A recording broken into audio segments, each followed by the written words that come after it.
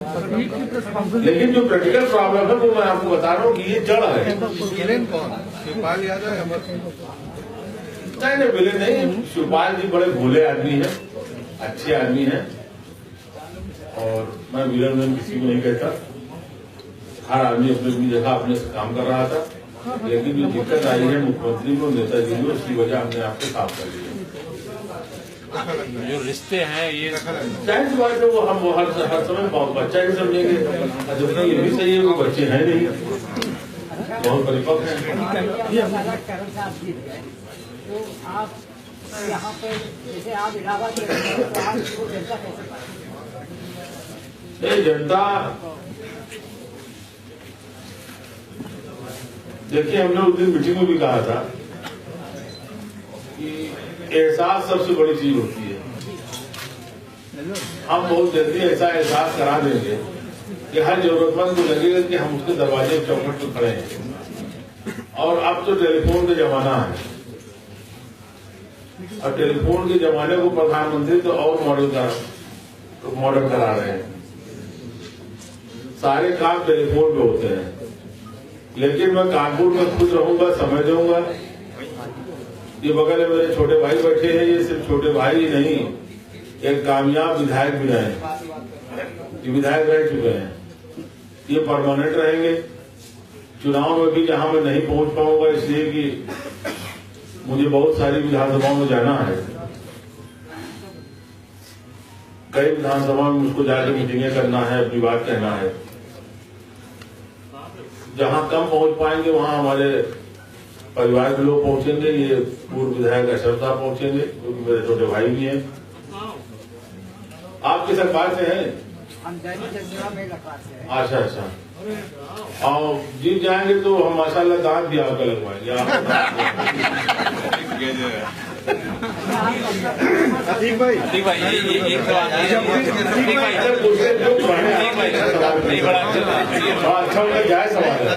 अतीक भाई इसी मसले पे, क्योंकि आप शुरू से लेके अभी तक की सारी राजनीति आप इलाहाबाद में करते रहे, बड़ा और छोटा दोनों कानपुर आ गए, वहाँ के लोगों को आपने क्या कह के समझाया है कि नहीं, वहाँ तो हमारा पूरा सेटअप बना हुआ है ना, हम तो वहाँ से जुड़े हुए हैं फोन से, और वहाँ भी चुनाव में थोड़ा सा टाइम देना पड़ेगा। खाली अपने यहाँ शहर पश्चिमी नहीं, बल्कि हमको इलाहाबाद की जितनी विधानसभा है, कौशाम्बी की विधानसभा है, फतेहपुर की विधानसभा है, यहाँ अगल बगल में हमसे कहा गया है, नेताजी ने कहा कि अगल बगल तुमको जाना है, आप जहाँ जहाँ के लिए आदेश आएगा वहाँ जाए।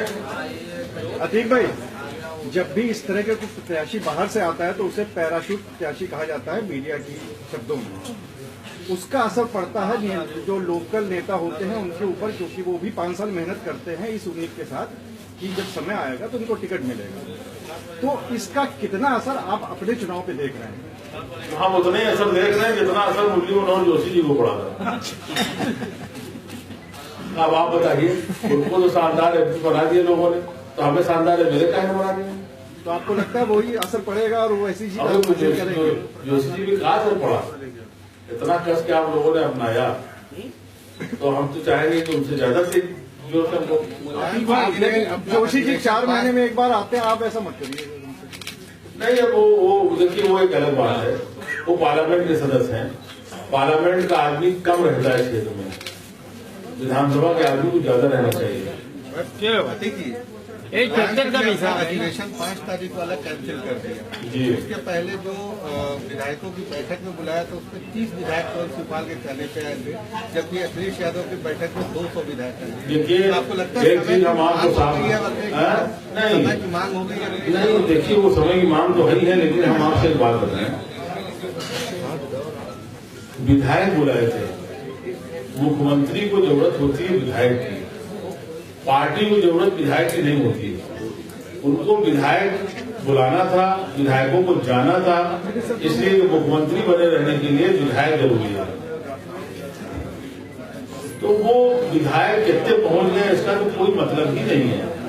भाई मुख्यमंत्री को विधायक की जरूरत है। कल को अगर ये कुछ चला जाए कहते कि साहब सरकार बहुमत नहीं है, तो बहुमत तो विधायक तय करेंगे।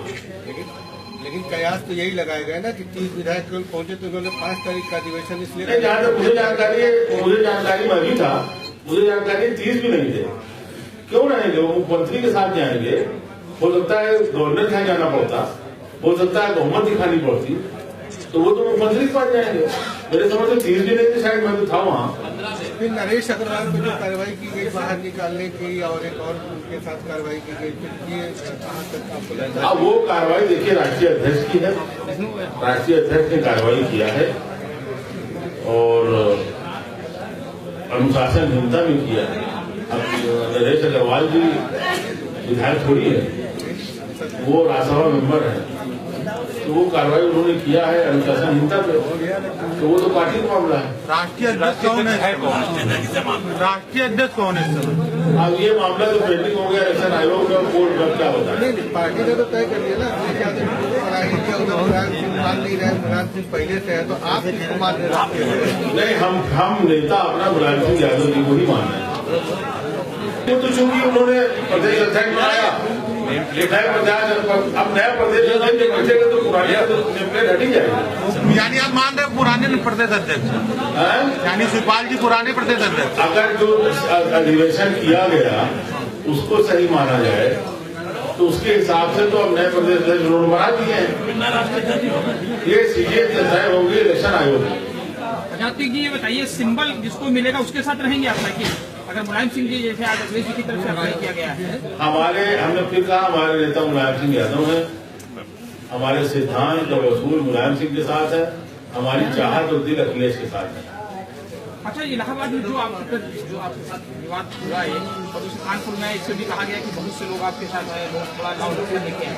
फिर मैंने आपके सवाल कर का नहीं रहा, पूरा सवाल सुन लीजिए अति के पहले पूरा सवाल सुन, फिर उसके बाद अरे मैं समझ गया पार्टी जिस तरह आपके साथ खड़ी नहीं हुई, इससे नहीं लगता कि इसमें पार्टी का गुटबंदी आपके ऊपर उस पर हावी रही? नहीं, ये आप कैसे कह सकते हैं पार्टी के साथ खड़ी नहीं हुई? प्रदेश से पार्टी लेवल पर कभी आपको डिफेंड नहीं किया गया? लोग मीडिया चैनल चलता रहा, आप खुद डिफेंड करते रहे, अपनी सफाई देते रहे, लेकिन पार्टी लेवल के किसी वाले लीडर ने सफाई नहीं दी कि अतिक जी सही थे? नहीं, एक बात बताइए, पार्टी लेवल का कोई आदमी हमारे साथ तो गया नहीं जो सफाई देता, गया तो मैं था, तो मैं सफाई दे रहा था।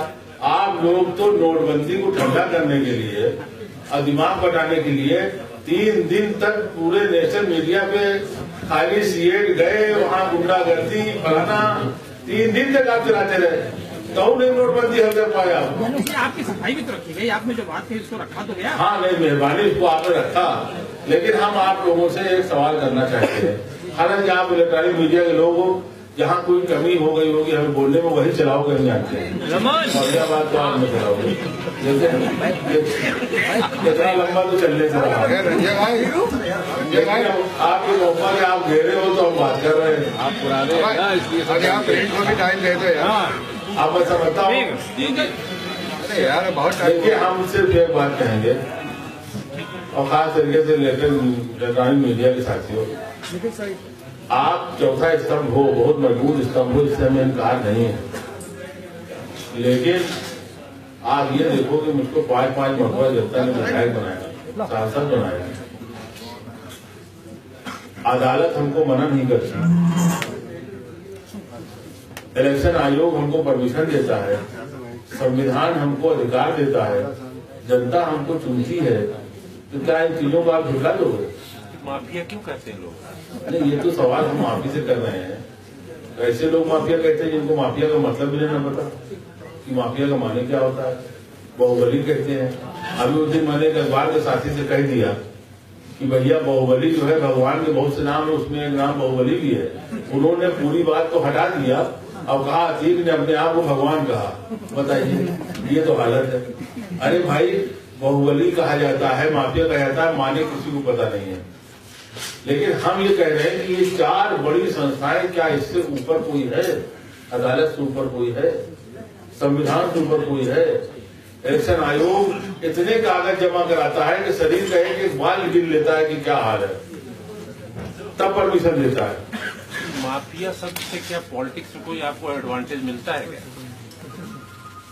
नहीं, एडवांटेज नहीं मिलता। ये मिलता है कि आप लोग खोजते रहते हो कहाँ है,